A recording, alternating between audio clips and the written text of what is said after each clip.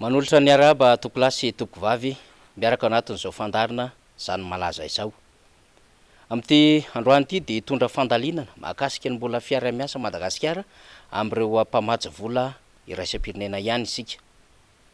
Ny amin'ity famatsim-bola ity no hitondrantsika fanazavana bebe kokoa satria dia manohy mikaroka ny ezaka amin'izay ahitana mpamatsy vola mafy amin'izao fotoana izao ny fitondram-panjakana eto Madagasikara.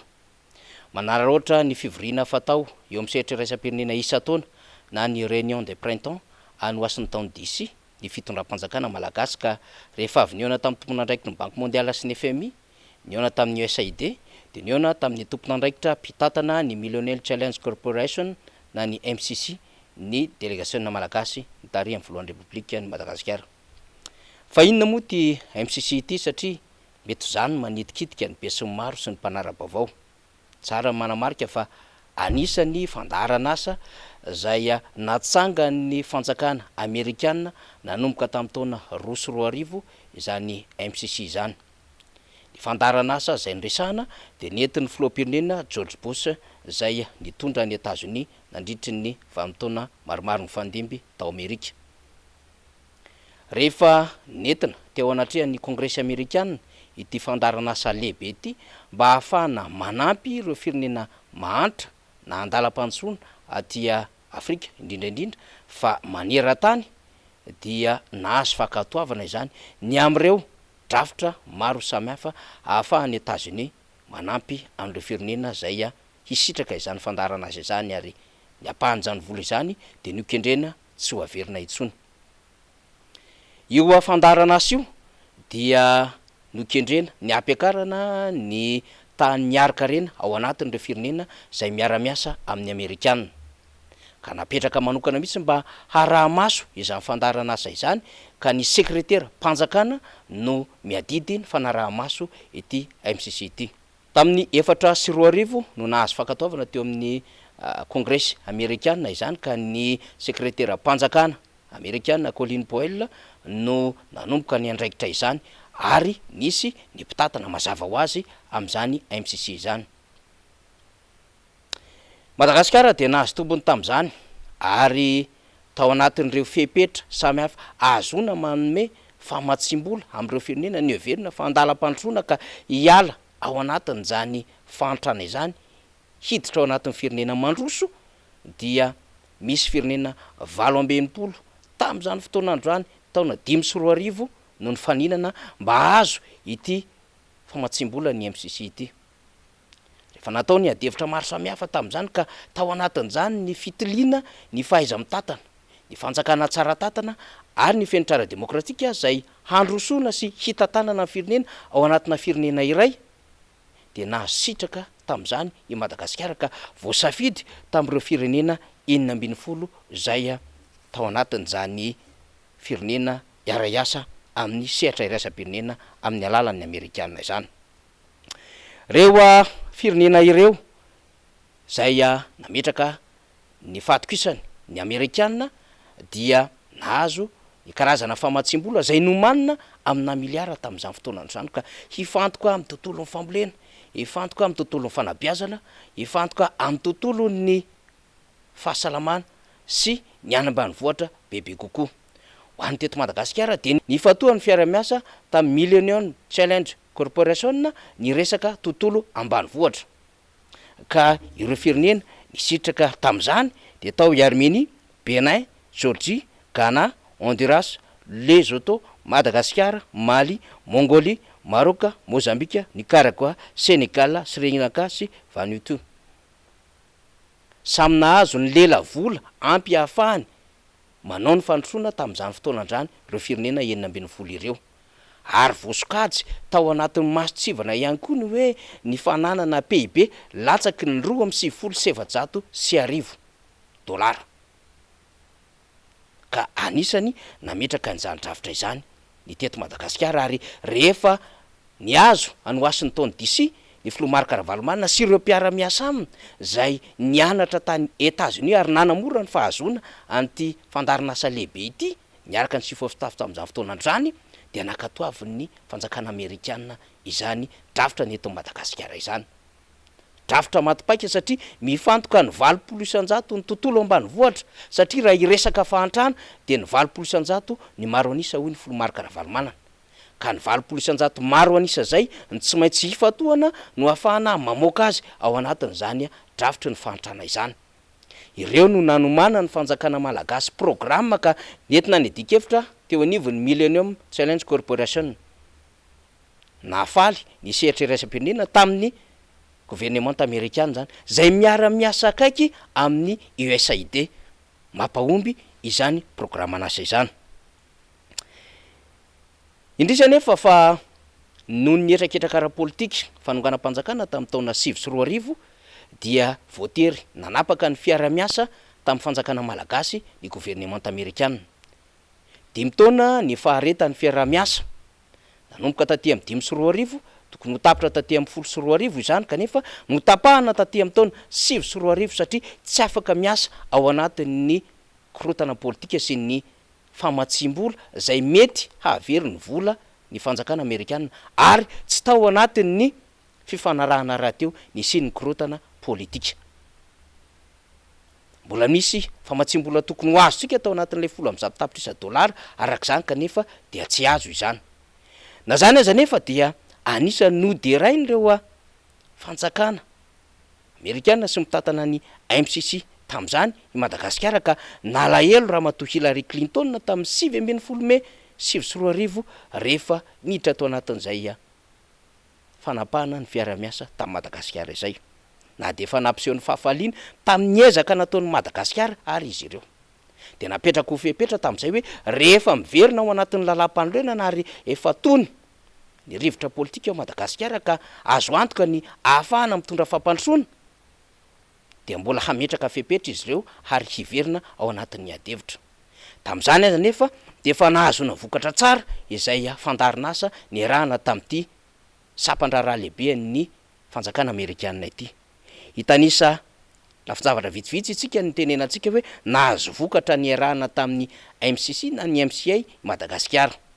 Ta ohatra ny fametrahana ireo titre fananantany marobe ka 7,7 sy ray hetsy no nisitraka izany.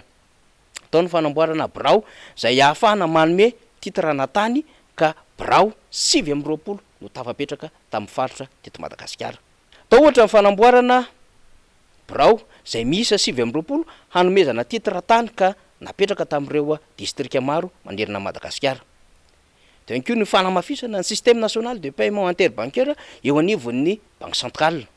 Ny fanatsarana ny fahazony rehetra vokatra tahiry, ny fametrahana ny tambajotra pitarika mpamboly toy ny fikambanana zay misy 500 be zao ary nomena fohifanana ary nomena tosika izy ireny ary noatsaraina ny fomba fambolena mba hiala amin'ny fomba fambolena mahazatra ary nokarohana lalam-bokatra ny afana mamoaka vokatra ireo tatsaha ary ny fampiofanana sy tantsoroka ara-teklika ho an'ny mpamboly misy 500 sy 400 sy 3 alina miampy ireo orinasa madinika 700 natsangana tao anatin'ity fandaranasa lehibe MCC na Millennium Challenge Corporation ity.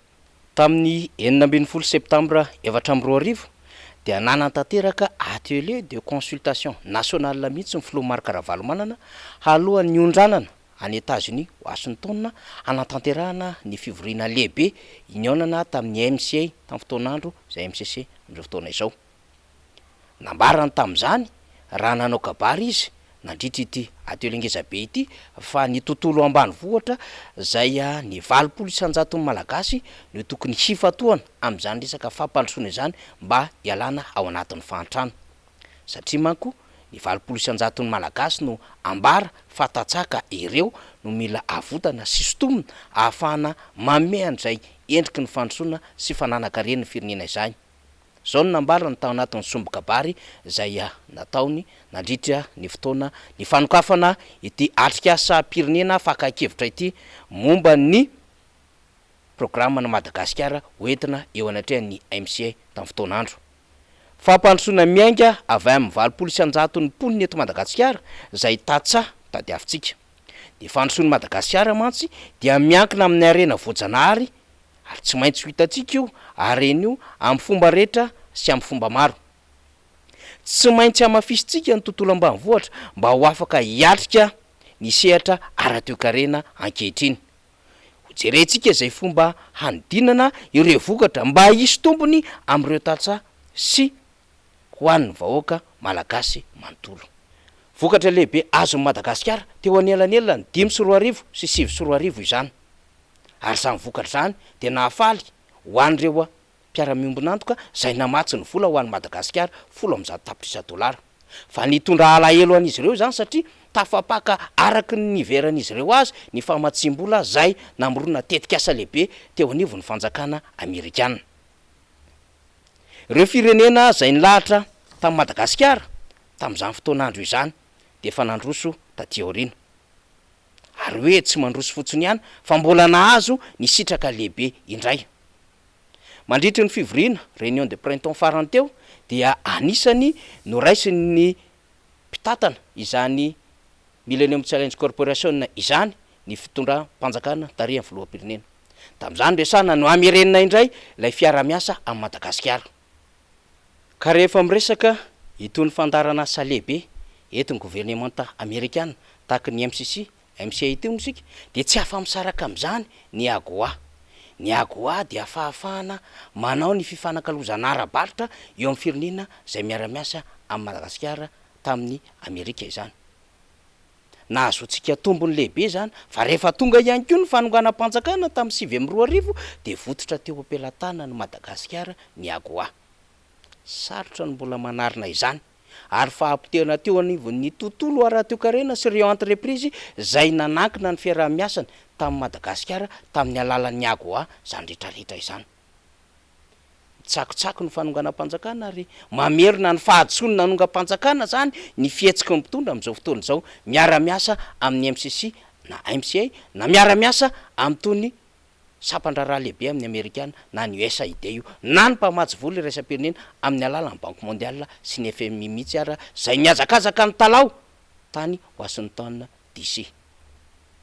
Kanefa rehefa tena dinihana lizy de fiverenana tany amin'ny 17 na 19 taona lasa zay efa nirahantsika tamin'ny ty sapan-draharaha lehibe teo anivon'ny fanjakana Amerikana ity. Fa raha ohatra ka natsahatra tamin'ny 2022 zany fandarana asa izany de very 13 taona zany Madagasikara. 13 taona tokony nahafahana namokatra zavatra tsara izany rehetrarehetra izany.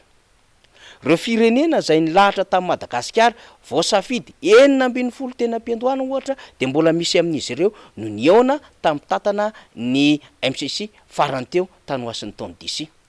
Ka tsy ny filoha Rajoelina ihany no niraisiny mpitatana izany ramatoa lay PDG an'izany MCC izany fa tao anatin'izany ihany koa ny firenena samihafa toy an'ny Benin zay efa nahazo tamin'ny famatsim-bola voalohany tamin'ny 2022, Niger, Kosovo, Belize, Kenya, Ghana zay efa niaraka nilahatra tamintsika, Nepal zay efa nilahatra tamintsika sy Zambie ohatra de niraisiny tamin'ny fandalovany farany teo tamin'ny volana avrily 2022 tany Washington DC zany. Diky zany fa azo antoka ny fiaraha-miasa ary tamin'ity ndray mitoraka ity dia ny fahamatsim-bola eo amin'ny angovo, ny fitaterana, ny fanabeazana, ny fambolena mba hampianana ny fahantrana no tena nilofosan'ny fanjakana Amerikana ka iaraha-miasa am'ireo firenena zay miara-miasa aminy. Ny eritreretina moa raha ohatra ka mety reo fepetra ho an'ny Madagasikara dia any amin'ny taona 2023 no isitraka izany fanampiny MCC zany Madagasikara. Fiemorana tsy tanono io zany ary fahampitehana maro. Vokatry ny fanonganam-panjakana daholo anefa nahatonga izany. Raha tsorina de mandeha amin'ny lalan'ny filomarika Ravalomanana ny fitondram-panjakana amin'izao fotoana andro zao. Amin'ny lalana zay efa nisorita amin'ny président Marc Ravalomanana ary nananana an'izay vision na fomba fijery lavitra izay ny ahafahana mamoaka Madagasikara ao anatin'ny fahantrana. Ka rehefa niodikodina teo nandritry ny 3 taona mahery ka tsy nahita hevitra tamin'ny famoahana an'ilay initiative émergence Madagasikara na ihany koa PM na plan émergence Madagasikara de voatery tsy maintsy miverina nakany amin'ny mpamatsy vola iraisam-pirenena na de fandehoaka aza fa tsy mila izany ny fanjakana malagasy. tsy maintsy miverina tany amin'le lalana ihany ko na hafahana namoaka Madagasikara tao anatin'ny fantrana zay efa tsinjon'ny filoha Marc Ravalomanana tamin'ny taona 4 fa any lalana ihany ko ahafahana mamoaka ny Madagasikara ao anatin'ny fantrana de ny fiara-miasa am'ireo mpamatsy vola iraisam-pirenena. Tsapa fa raha nytohizany zany fiara-miasa izany de efa nahazo tany miariko arena chiffre roa na taremarque roa na taux de croissance à 2 chiffres i Madagasikara ohatran'izay. Tamin'ny 2007 dia 700 ny tany miaraka rena faobe zay azon'ny Madagasikara. Ka raha ny ampy zay 13 taona zay ohatra araka ny fandaminana politika sy ny fitantanana ny firenena aty amin'ny taona 2024 azontsika antoka fa mba efa namiratra sy tao anatin'ireo dragon aty Afrika amin'ny lafiny fampandrosoana i Madagasikara. Samy tsakotsako ny zava-doza ny navelan'ny fanonganam-panjakana ny rehetra ka mba tsy hiverenana aty aoriana tahakan'izao mahazo amin'ny Madagasikara zao no mba hirariny rehetra.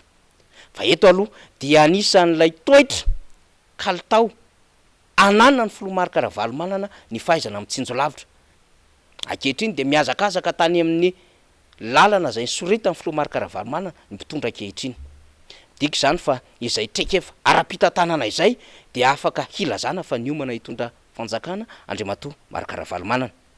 Ary ny fihetsika ataon'ny mpitondra raha teo dia milaza am'izay tsy fahampiny ny traikefa izay ka tokony hianatra lesona any amin'ny filoha Marc Ravalomanana.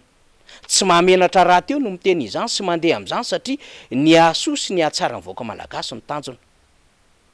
Izany fomba fijery izany no tokony anana ny fomba fanaovana politika ankehitriny ka tsy hitoetra ao anatin'ny akamakama na hitoetra ao anatin'ny kolikoly satria izany raha teo no voalaza fa apetraky ny fitondram-panjakana Amerikanina any amin'ny elana am'izany kolikoly izany.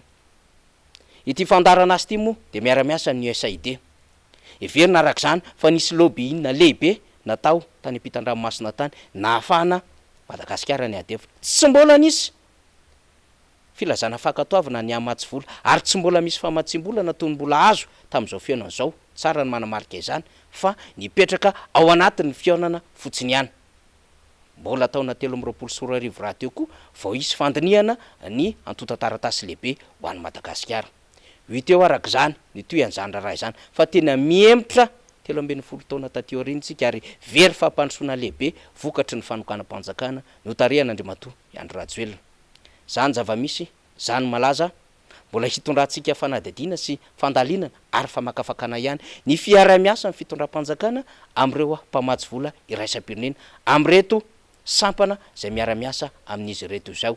Ny teo aloha zany de ny fanjakana Amerikanina sy ny fomba famatsiany vola no nentsika.